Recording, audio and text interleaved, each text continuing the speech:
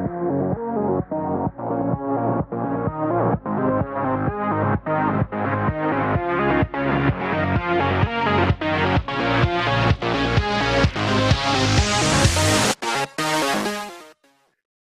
everybody and welcome back to my workshop. It's been a little while since I've given an update. Had a trip to SEFF. It's a long trip to Georgia. Had a lot of fun with Carl too.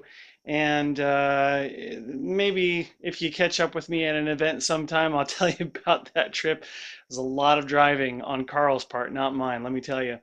So first thing I want to do is tell you all thank you so much for the support and especially for Grayson Hobby in sponsoring the power system for the Corsair.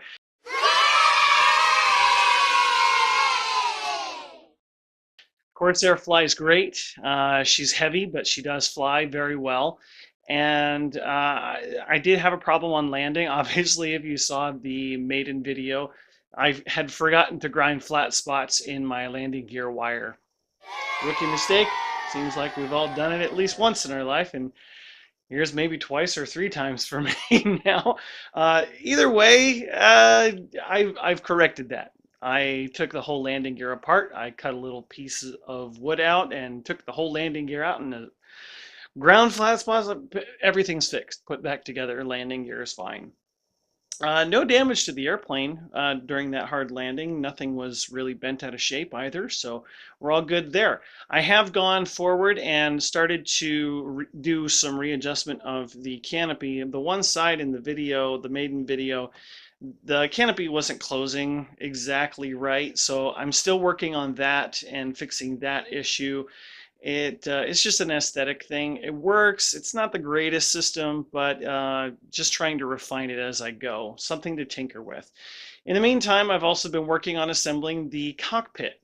The cockpit is a top flight kit again. It's specifically designed for this airplane. Not entirely scale. However, there is quite a bit of fun things that I'm doing with it.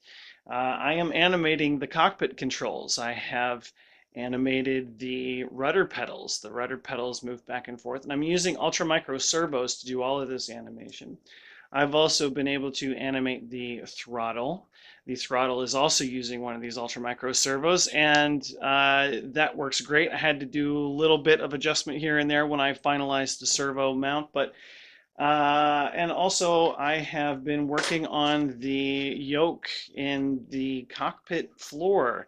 Now it is going to be animated to go side to side with a servo on back here with a little arm, and also you can see there's another ultra micro servo here where the seat is going to mount, and that's going to control the pitch axis as well. So the whole stick should be able to move.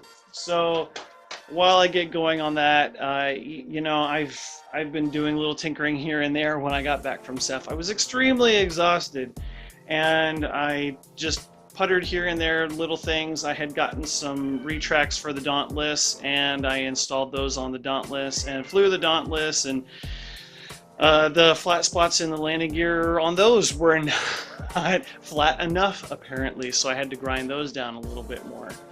And doing little 3D printing projects here and there with the kids. The school year is coming to a close, so lots of testing for them, so I'm trying to support the family as much as possible. Work is chaotic at best, but it's still a good job and I love it.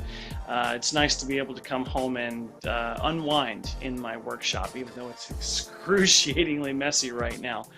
And you know, that's sort of what it's all about. We're coming to the end of full-blown build season, and I'm excited to get out to these events and fly. Still planning to make Flight Fest in Ohio, and that's going to be in July. Hope to see you there. Come up and say hello.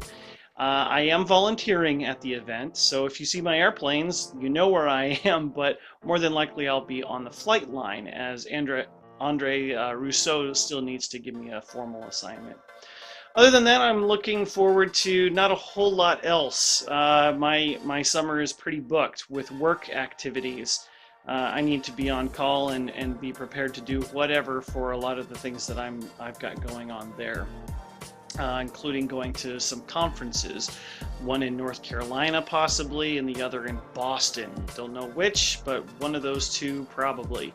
But anyway, thank you so much for watching. I love this hobby, and I hope you learn to love it as much as I do, because it's such a fulfilling experience for me.